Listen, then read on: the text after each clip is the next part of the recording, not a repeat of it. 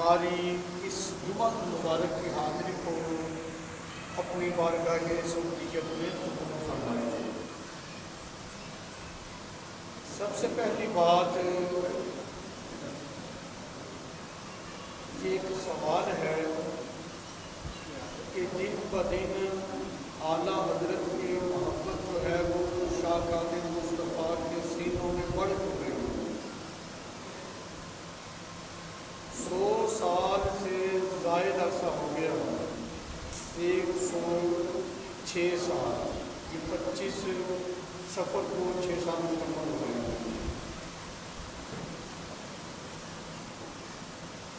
اتنا عرصہ گزر جانے کے باوجود اعلیٰ حضرت کی محبت اہل سنت کے سینوں میں دن بدن بڑھتی جا رہی ہے۔ حالانکہ تجربے کی بات ہے، جتنی بھی کسی سے محبت ہو، جتنی بھی کسی کے ساتھ قرب رہا ہو، وہ جب مر جائے آہستہ آہستہ اس کی محبت ختم ہوتے جاتی ہے۔ ایک وقت وہ بھی آ جاتا ہے، پتہ ہی نہیں ہوتا کہ کون دنیا پہ تھا اور کون چلا گیا، ایسی صورتحال ہوتی ہے۔ لیکن امام اہل سنت امام احمد رضا خان رحمۃ اللہ ہے، 100 سال سے زائد کا عرصہ گزر گیا، دنیا سے رخصت ہو گئے۔ اس کے باوجود وقت گزرنے کے ساتھ محبت کم نہیں ہوئی، بلکہ محبت کی شدت یہ بڑھتی جا رہی ہے۔ رسول اللہ صلی اللہ علیہ وسلم کے جو عشاق ہیں، جو ٹنا ٹن سنی ہیں، وہ اعلیٰ حضرت سے پیار کرتے ہیں۔ اس کی وجہ کیا ہے؟ یہ ایک سوال ہے۔ اس کے جواب میں قرآن پاک کی جو آیت میں نے پیش کی، پہلے قرآن سے پھر حدیث سے ذکر کروں گا۔ اللہ تعالیٰ قرآن پاک میں ارشاد فرماتا ہے، قُلْ إِن كُنتُمْ تُحِبُّونَ اللَّهَ فَاتَّبِعُونِي يُحْبِبْكُمُ اللَّهُ۔ اللہ تعالیٰ اپنے پیارے حبیب علیہ الصلوٰۃ والسلام سے فرماتا ہے، محبوب قل آپ فرما دو، ان کنتم تحبون اللہ، اگر تم اللہ سے محبت کرنا چاہتے ہو، یعنی ان لوگوں سے کہو، اپنی امت کو یہ میسج دو، ان کو یہ پیغام پہنچاؤ، ان کو یہ مسئلہ سمجھا دو، جو یہ چاہتا ہے کہ میں اللہ سے پیار کروں، میں اللہ کا محب بن جاؤں، اللہ سے محبت کروں، رب فرماتا ہے قل ان کنتم تحبون اللہ، محبوب ان سے کہو کہ اگر تم اللہ سے محبت کرنا چاہتے ہو تو تمہارا دعوی محبت اس وقت مکمل ہوگا، فاتبعونی، ان سے کہو کہ میری اتباع کرو۔ یعنی ان کی یہ خواہش ہے کہ ہم اللہ سے محبت کریں، تو ان سے کہو کہ یہ تمہارے غلام بن جائیں، فاتبعونی، کہ میری اتباع کرو، میری نوکری کرو، میرے غلام بن جاؤ۔ جب تم میری غلامی اختیار کر لو گے، میری نوکری کرو گے، میری اتباع کرو گے، مانگا تو تم نے یہ تھا کہ تم اللہ سے محبت کرو، لیکن اللہ تعالیٰ میری اتباع اور میری غلامی کی وجہ سے اپنی محبت بھی عطا فرما دے گا اور تمہیں اپنا محبوب بھی بنا دے گا، یعنی رب تم سے محبت کرنے لگ جائے گا۔ دیکھو، اگر ہم کسی سے محبت کا دعویٰ کریں، اگرچہ ہم اس محبت میں سچے ہی ہوں، تو ممکن ہے کہ ہم محبت کریں وہ نہ کریں، لیکن حضور علیہ الصلوۃ والسلام کی غلامی اختیار کرنا، آپ کی نوکری کرنا، آپ کی اتباع کرنا، یہ ایک ایسا نسخہ ہے۔ رب نے فرمایا اپنے غلاموں سے کہو وہ آپ کی اتباع کریں، آپ کی غلامی اختیار کرنے، فرما برداری کریں، تو دونوں چیزیں ان کو مل جائیں گی، یہ میرے محب بھی بن جائیں گے، میرے محبوب بھی بن جائیں گے، اللہ تعالیٰ پیار کرنے لگے۔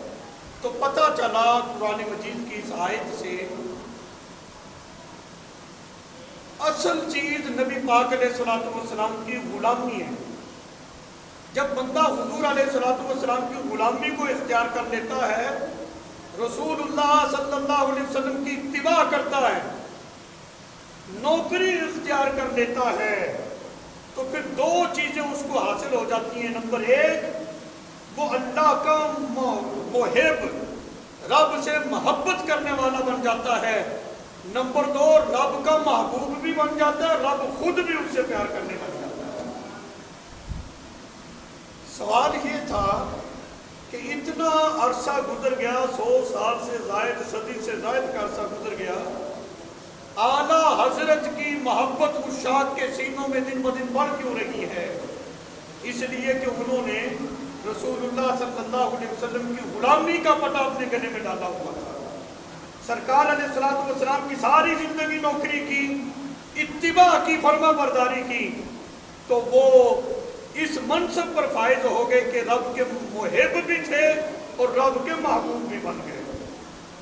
جب بندہ اللہ کا محبوب بن جاتا ہے، یعنی جب رب کسی سے پیار کرنے لگ جاتا ہے، تو ہوتا کیا ہے؟ اب حدیث پاک میں آ جائیں۔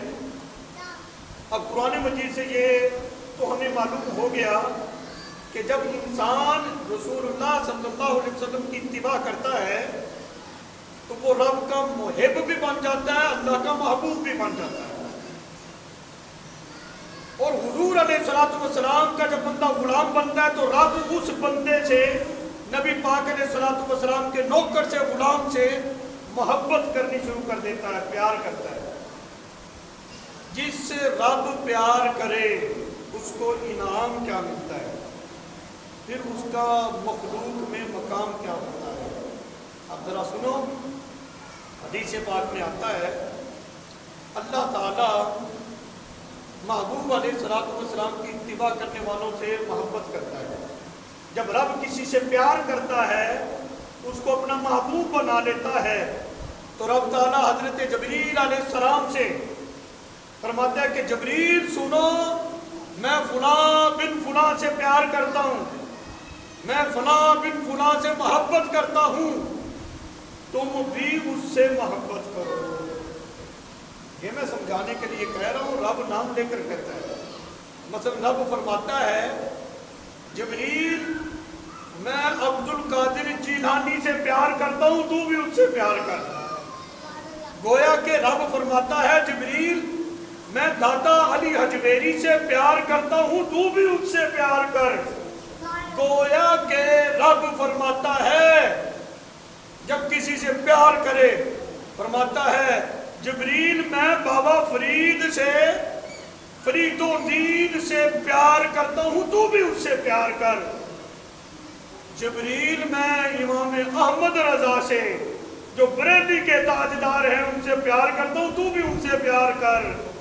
تو یہ ایک مزاج ہوتا ہے، رب جس سے پیار کرتا ہے جبریل کو حکم دیتا ہے جبریل میں فلاں بن فلاں سے پیار کرتا ہوں، تو بھی اس سے پیار کر۔ تو جبریل علیہ السلام اس سے پیار کرنا شروع کر دیتے ہیں۔ حضرت جبریل علیہ السلام فرشتوں کے رسول ہیں، اور اللہ محبت کرتا ہے، رب حکم دیتا ہے جبریل تم بھی پیار کرو۔ جبریل علیہ السلام بھی اس بندے سے پیار کرنا شروع کر دیتے ہیں، رب کا حکم ہے۔ پھر حضرت جبریل علیہ السلام ندا دیتے ہیں تمام آسمانی مخلوق کو، فرشتوں میں پکارتے ہیں فرشتوں فلاں جو ہے اس سے رب پیار کرتا ہے، فلاں جو ہے اس سے میں بھی پیار کرتا ہوں، رب بھی پیار کرتا ہے، ایسا کرو تم سب بھی اس سے پیار کرو۔ اللہ کے سارے فرشتے اس بندے سے پیار کرنے لگ جاتے ہیں، کس سے؟ جو حضور کی غلامی کو اختیار کر لیتا ہے، جو نبی پاک علیہ الصلوۃ والسلام کی فرما برداری کرتا ہے، اتباع کرتا ہے، اللہ بھی محبت کرتا ہے، جبریل بھی کرتا ہے، اللہ کے سارے فرشتے اس بندے سے محبت کرنے لگ جاتے ہیں۔ وہ بندہ ہوتا تو فرش زمین پر ہے، ہوتا تو وہ چٹائی پر ہے، بیٹھا تو وہ مصلی پہ ہوتا ہے، بیٹھا تو وہ چٹائی کے اوپر ہوتا ہے، لیکن اس کی شان یہ ہوتی ہے کہ آسمانوں میں فرشتوں میں اس کا چرچا ہو رہا ہے، یہ فلاں بندہ ہے جس سے رب بھی پیار کرتا ہے، جبریل علیہ السلام بھی پیار کرتے ہیں، اور اللہ کے سارے فرشتے بھی اس سے پیار کر رہے ہوتے ہیں۔ اور یہ مقام اور یہ انعام بندے کو کب ملتا ہے؟ جب بندہ رسول اللہ صلی اللہ علیہ وسلم کا غلام بن جاتا ہے۔ مجھے بتاؤ، غلام کا یہ کام ہوتا ہے اپنے آقا کے بارے میں کہے کہ بھی یہ نور کوئی نہیں؟ یہ غلامی کا منصب نہیں ہے۔ غلامی کا منصب ہوتا ہے سر جھکا کے سب کچھ ماننا۔ غلام اس کو نہیں کہتے جو کہے، جو اپنے آقا کے بارے میں یہ بات کہے ہم سب حضور کے غلام ہیں، غلامی کا دعویٰ بھی کرے اور کہے کہ حضور کو دیوار پیچھے کا پتہ نہیں، یہ کیسا غلام ہے؟ یہ غلامی کا منصب نہیں ہے بھائی۔ کہے میں غلام ہوں پھر کہے جو ان کو غیب کا علم کوئی نہیں، غلام بھی بنتا ہے اور اس طرح کی باتیں بھی کرتا ہے۔ حالانکہ غلاموں کے ہاں ایسا نہیں ہوتا، غلاموں کے ہاں تو یہ ہوتا ہے سر جھکا کے عقیدت کے ساتھ ہر کچھ ماننا جائے بس۔ فرشتے جو ہیں اس بندے سے پیار کرتے ہیں جو رسول اللہ صلی اللہ علیہ وسلم کا غلام بن جاتا ہے۔ اللہ بھی پیار کرتا ہے، جبریل بھی، فرشتے بھی، اس کا چرچا ہو رہا ہے۔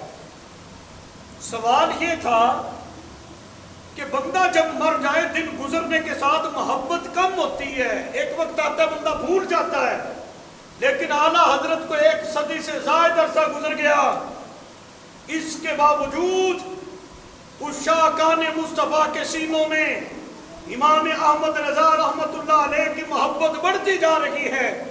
وجہ کیا ہے؟ وجہ یہ ہے کہ فاتبعونی، انہوں نے رسول اللہ صلی اللہ علیہ وسلم کی اتباع کی، سرکار علیہ الصلوۃ والسلام کی غلامی کو اختیار کیا۔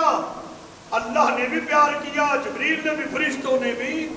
تو جس سے رب پیار کرے رب کی ساری مخلوق بھی اس سے پیار کرتی ہے۔ اب کوئی کتنا بھی زور لگا لے، اعلیٰ حضرت کی محبت سنیوں کے سینے سے نکل نہیں سکتی ہے، یہ بڑھتی رہے گی انشاءاللہ تعالی۔ جیسے جیسے وقت گزرے گا یہ بڑھے گی، کم نہیں ہوگی۔ دوسری قرآنی دلیل، یہ اعلیٰ حضرت کا تم اتنا چرچا کیوں کرتے ہو؟ سوال ہے، تم امام احمد رضا خان رحمت اللہ علیہ جو بریلی کے تاجدار ہیں ان کا اتنا چرچا کیوں کرتے ہو؟ اتنا ان کا ذکر کیوں کرتے ہو؟ میں نے کہا تم نے قرآن نہیں پڑھا؟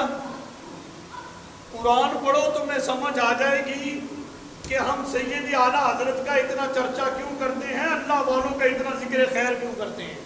پڑھو قرآن۔ اللہ تعالیٰ ہر بات کا ذکر جواب قرآن میں موجود ہے۔ یہ بریلوی کیوں کہلواتے ہو، ان کا اتنا ذکر کیوں کرتے ہو؟ میں نے کہا سنو، ذکر اس لیے کرتے ہیں کہ یہ قرآن میں ہے۔ اللہ تعالیٰ قرآن پاک میں ارشاد فرماتا ہے فَاذْكُرُونِي أَذْكُرْكُمْ، فَاذْكُرُونِي أَذْكُرْكُمْ قرآن ہے۔ رب فرماتا ہے میرا ذکر کرو، فَاذْكُرُونِي أَذْكُرْكُمْ، تم میرا ذکر کرو میں تمہارے چرچے کر دوں گا۔ یہ کس کا دعویٰ ہے؟ یہ رب کا دعویٰ ہے، پیدا کرنے والے خالق مالک رازق خدائی دعویٰ ہے، اور یہ حکم ربی ہے کہ تم میرا ذکر کرو۔ ایک حکم ربی ہے فَاذْكُرُونِی، میرا ذکر کرو۔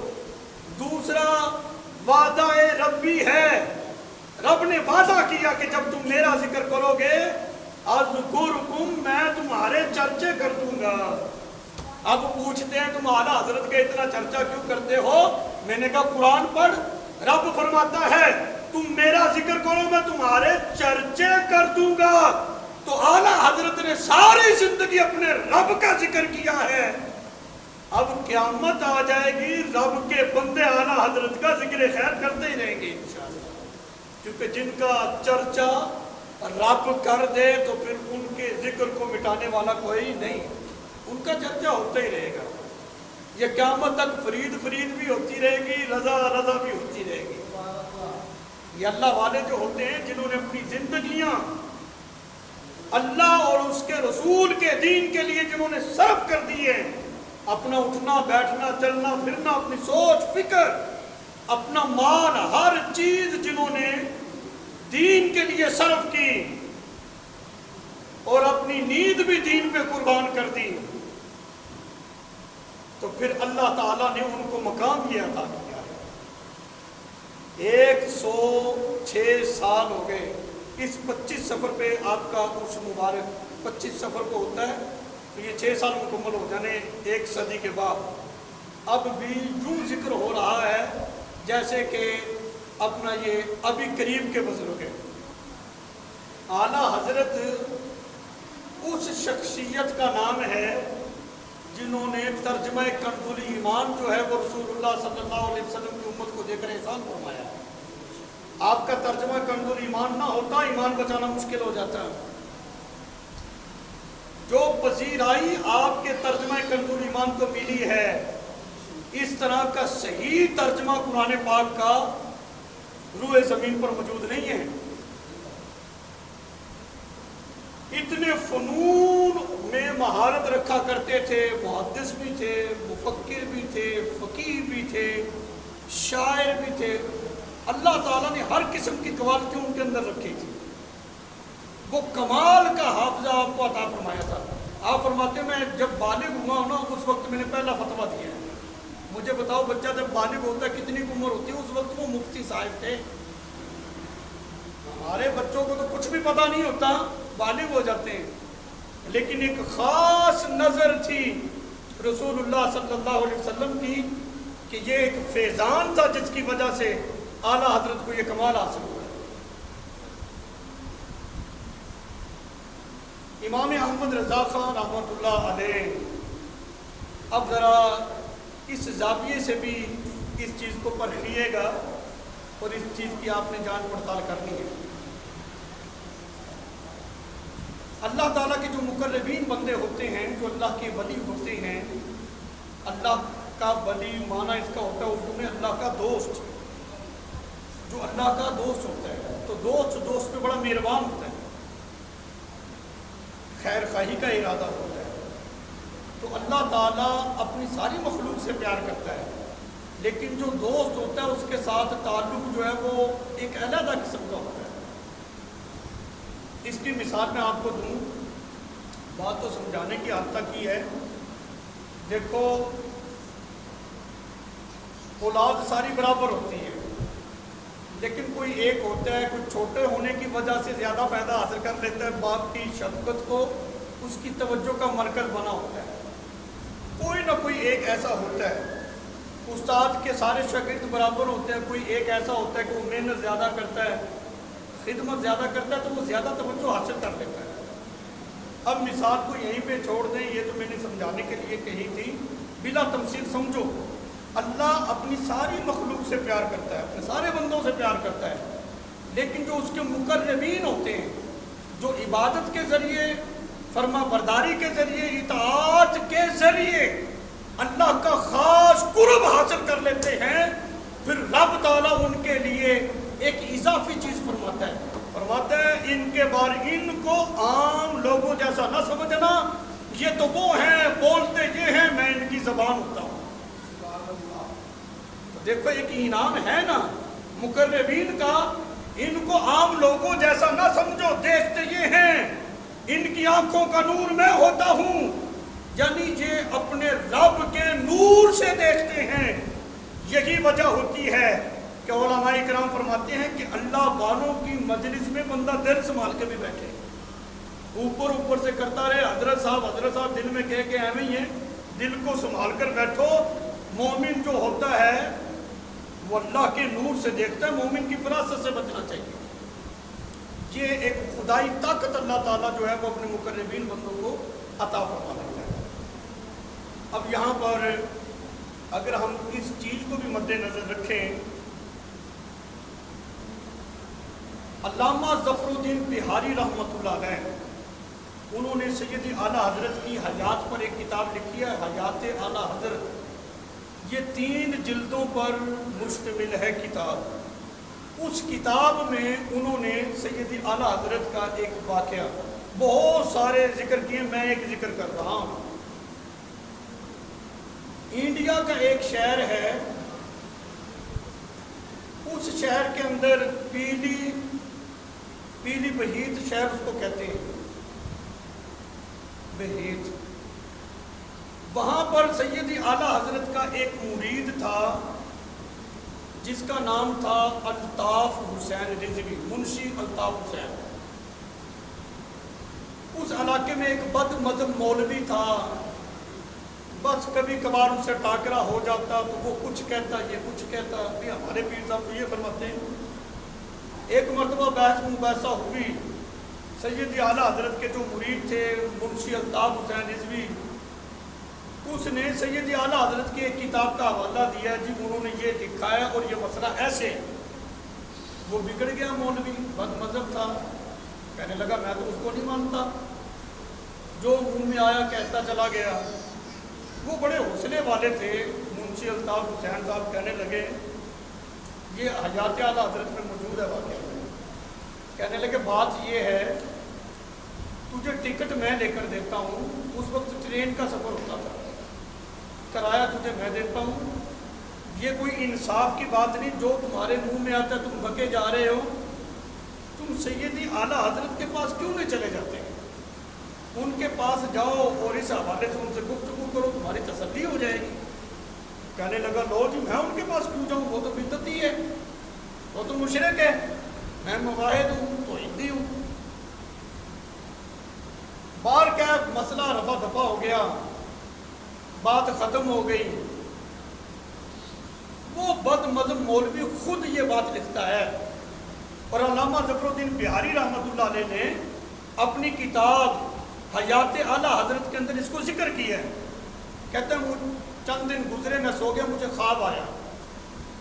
خواب کی نوعیت اس طرح کی تھی کہ میں نے کہیں پہ جانا تھا، راستے میں اپنا دریا، اس میں طغیانی طوفان آیا ہوا ہے، پانی کی موجیں جو ہیں وہ اچھل رہی ہیں، جانا بھی ضرور ہے، کشتی کوئی نہیں۔ بڑی بے چینی کے ساتھ کنارے پہ کبھی اس طرف جاتا ہوں، کبھی اس طرف جاتا ہوں، دیکھا کہ دو آدمی ایک چھوٹی سی کشتی لے کر آ رہے ہیں۔ کہتے میں بھی دوڑ کر ان کے پاس گیا، انہوں نے کشتی کنارے پہ رکھی، سوار ہوا، میں نے کہا جی مجھے بڑا ضروری کام ہے، میں نے بھی جانا، مجھے بھی بٹھا لو۔ کہتے ان میں سے ایک بولا پیچھے ہٹ، یہ پلید ہے، ناپاک ہے، اس کو بیچ میں نہیں بٹھانا، یہ پلید ہے۔ کہتے انہوں نے یہ بات کہی، میری آنکھ کھل گئی۔ وہ مولوی اب خود ذکر کر رہے، اب کوئی ہم پہ تو مت نہ لگائے کہ تم اب خواب سنانے شروع کر دی، وہ خود بیان کر رہے ہیں۔ کہتا میری آنکھ کھل گئی، مجھے کھٹکا، شاید کہ میں نے امام احمد رضا کے بارے میں نازیبہ گفتگو کہی، یہ اسی کی وجہ سے کوئی نشاندہی نہ ہو کہ میں ناپاک ہوں، میں پلید ہو گیا۔ ایک اتنے بڑے بزرگ عالم دین کے بارے میں نے یہ بات کہی، ان کی توہین کی۔ پھر خود ہی اپنے آپ کو اس نے جھوٹی تسلیاں دی، نہیں میں بڑا اپنا جو ہے وہ قرآن کا درس دینے والا ہوں، توحیدی ہوں، بہت بڑا مبلغ ہوں، یہ بس ایویں شیطانی خیال تھا۔ کہتے 4-5 دن گزرے، پھر خواب آیا۔ خواب میں نے دیکھا یہ واقعہ اس طرح حیات اعلیٰ حضرت میں موجود نہ ہو تو میں ذمہ دار ہوں اس چیز کا۔ کہتا 4 سے 5 دن گزرے، مجھے خواب آیا۔ خواب کے اندر میں نے دیکھا بہت خوبصورت شہر ہے، اس کے اندر بہت خوبصورت ایک دربار بنا ہوا ہے، محل ہے، اس کے باہر 2 دربان کھڑے ہیں، لوگوں کی لائن لگی ہوئی ہے لمبی۔ وہ دربان ان سے پوچھتے ہیں، جب وہ اس کا جواب دے دیتے اس کو کہتے جاؤ بھی اندر جاؤ۔ کہتے میں نے لوگوں کو دیکھا، رش ہجوم دیکھا، وہ بڑا خوبصورت شہر ہے، نور کی برسات ہے، نور پھوٹ رہا ہے۔ کہتے میں دربان کے پاس گیا، پوچھا بھی یہ اتنے لوگ کیوں ہیں، اندر کس لیے جا رہے ہیں، اندر کیا ہے؟ وہ کہنے لگے تجھے نہیں پتا؟ وہ مولوی کہنے لگا، اپنا خواب بیان کر رہے، میں نے کہا نہیں مجھے نہیں پتا ہے۔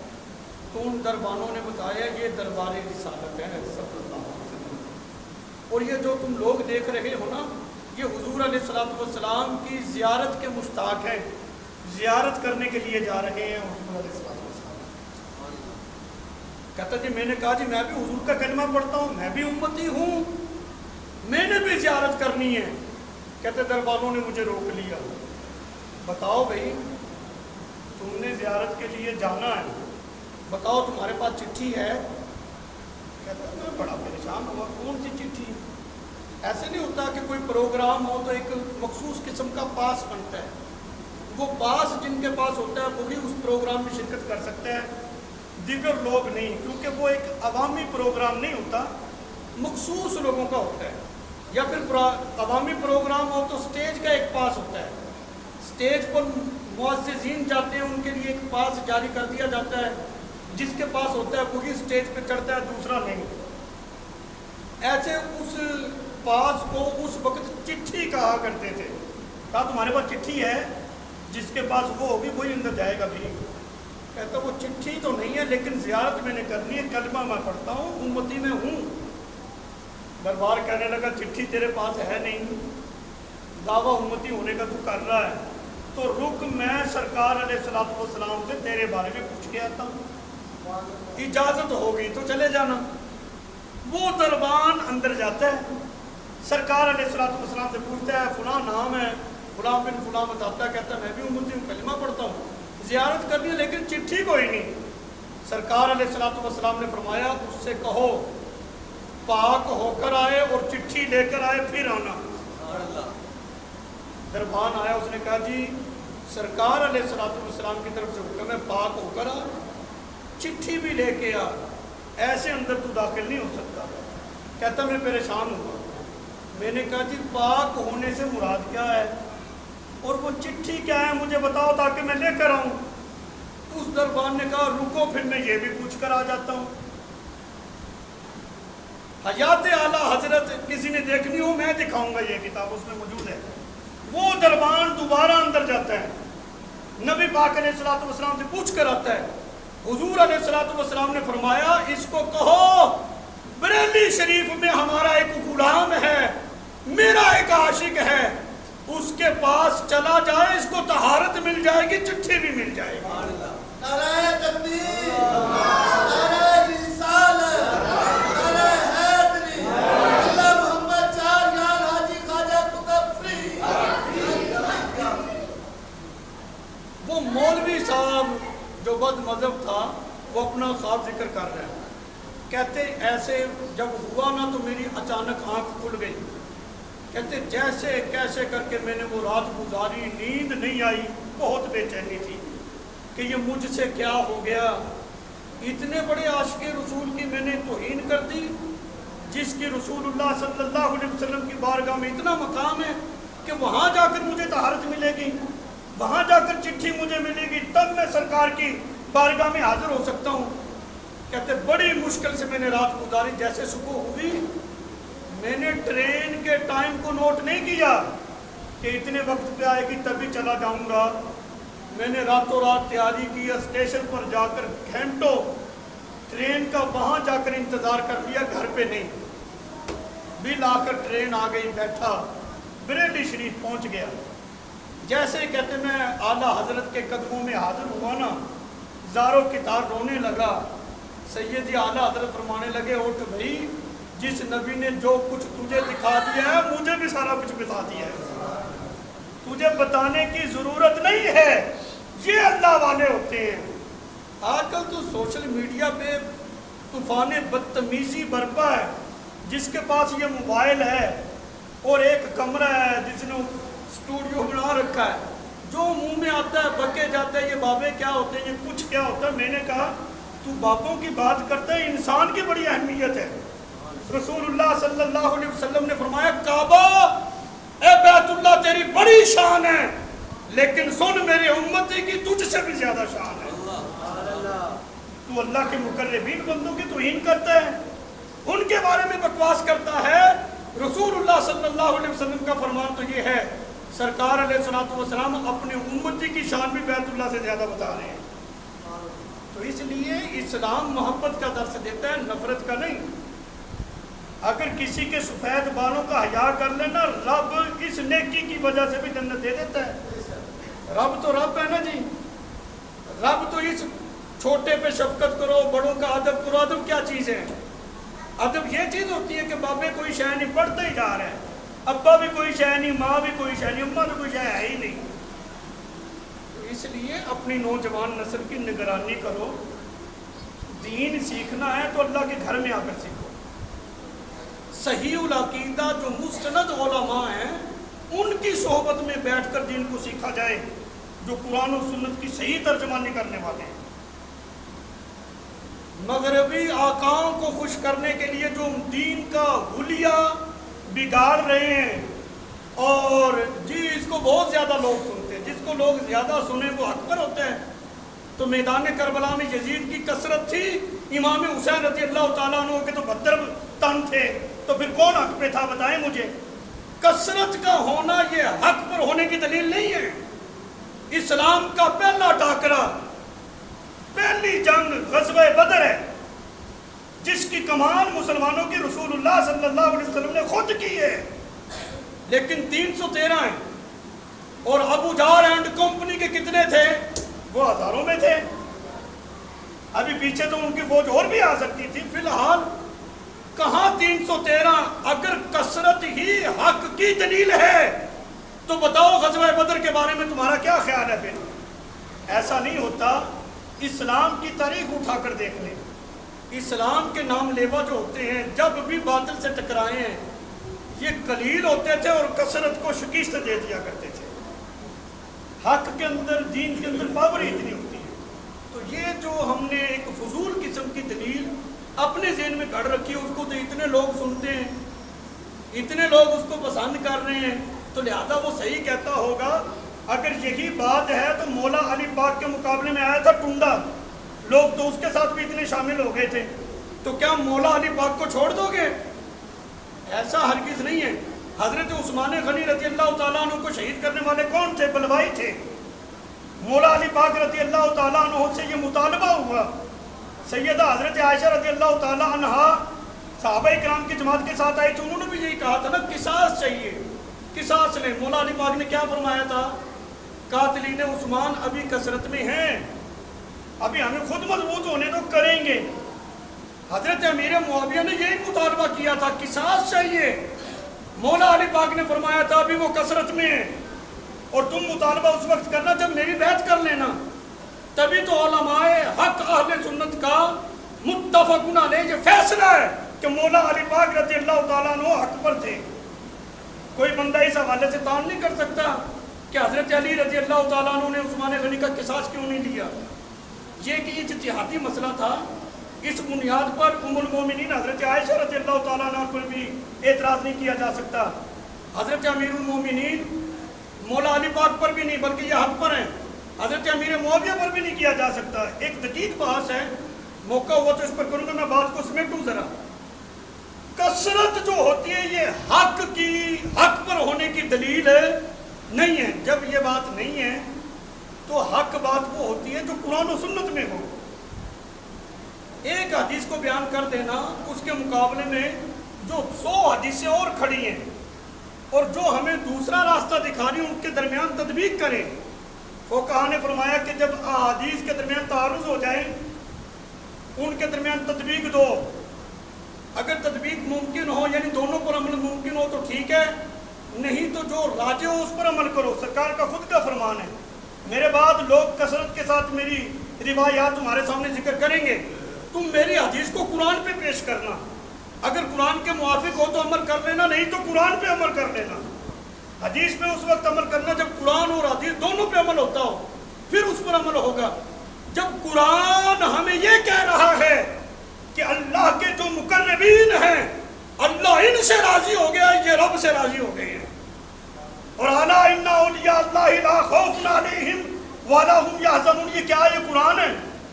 اللہ کے جو ولی ہیں، رب تو فرماتا ولی کا معنی دوست، اللہ کا دوست، رب ان کو اپنا دوست کہ تو کہ جی یہ کوئی شے ہی نہیں۔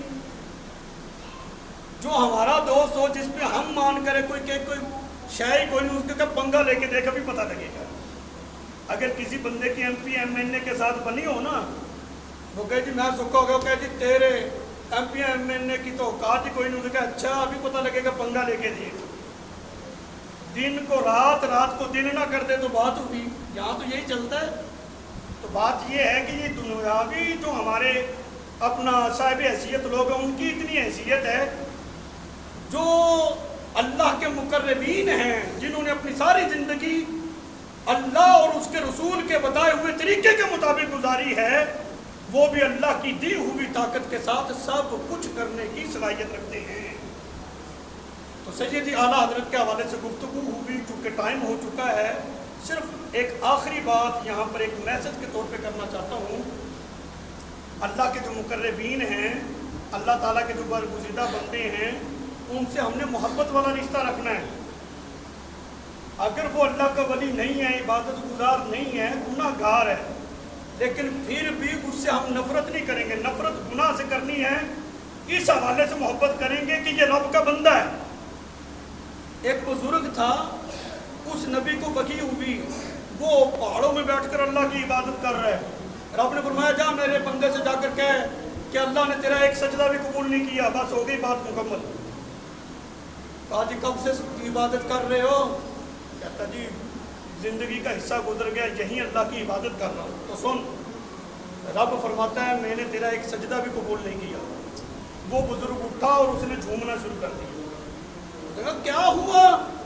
تیری تو ساری عبادت ضائع ہو گئی اور تو جھوم رہا ہے۔ اس نے کہا عبادت اس لیے نہیں کی تھی کہ کچھ ملے، میں نے تو اس لیے کی تھی پیدا کرنے والا رب مجھے اپنا بندہ کہہ دے۔ عبادت قبول ہوئی یا نہ ہوئی، رب نے مجھے اپنا بندہ تو کہا ہے نا۔ تو جب رب جس امت کو اپنا بندہ کہہ رہا ہے تو ہم اس اعتبار سے اس سے محبت کریں، محبت والا رشتہ قائم کریں، نفرت والی بات نہ کرنی چاہیے۔ اگر کسی نے کر دی تو آگے پہنچانی نہیں چاہیے۔ اللہ تعالیٰ عمل کی توفیق عطا فرمائے۔